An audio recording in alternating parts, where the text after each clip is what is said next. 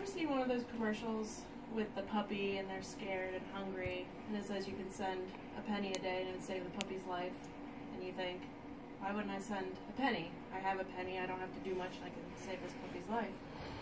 Well, what if I told you that you could save the whole earth and future generations for free? It's global warming, we've all heard of it, but is it real? It is real. I'm going to tell you about it.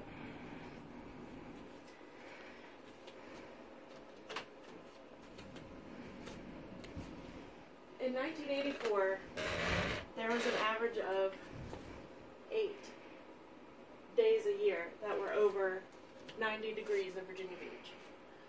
In 2017, there was 14. The Climate Impact Lab is predicting that by 2064, the number of days over 90 degrees Fahrenheit in Virginia Beach will be between 20 and 37. The rise in temperature is caused by only one thing, and that's climate change, also known as global warming. So after we talk today, you'll be able to make better decisions about how you can stop global warming. Let's begin with a little more about rising temperatures. Global warming is causing the temperature to gradually rise on the Earth, but a higher demand for deodorant is not the biggest problem we're going to face. Hotter days have adverse reactions on crops and farmland, and this has a huge consequence on the future of farming. Temperatures over 90 degrees in any area, even those that are used to it, are dangerous for human beings and animals. And it's more dangerous for specific groups, like the poor, who have limited access to air conditioning and refrigeration and medical care, the elderly and children, who are more vulnerable to illness and death caused by heat stroke and dehydration, people with medical conditions like asthma, people of color, people who work outdoors. These are all people that are more susceptible to illness and medical conditions with the rising temperatures. But the uncomfortable, potentially dangerous heat is just the beginning. Climate change causes stronger hurricanes. For instance, according to Laura Parker of National Geographic, Hurricane Florence's rainfall was projected to be 50% worse, and the size was predicted to be 50 miles wider just because of global warming. There's also habitat loss.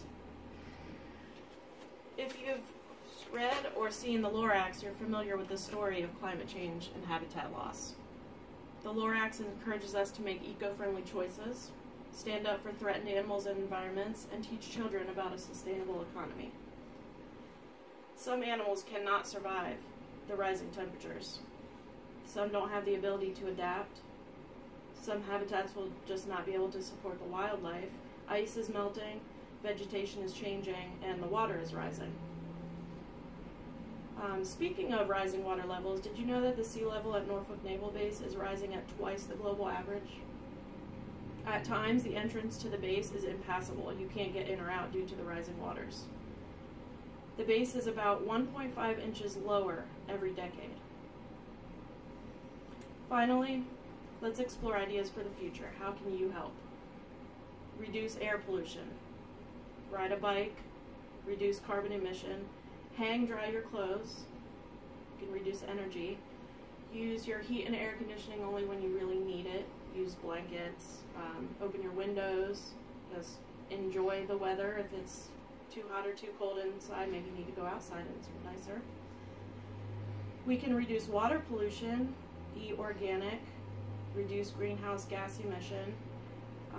Don't support the use of fertilizer and pesticides. Don't litter. Buy local or grow your own food. Who doesn't like a garden? Recycle. Recycle.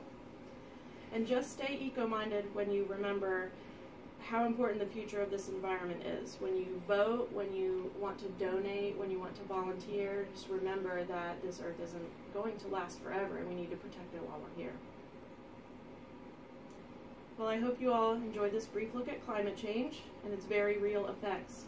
And I hope you're willing and looking forward to making a change. Thank you.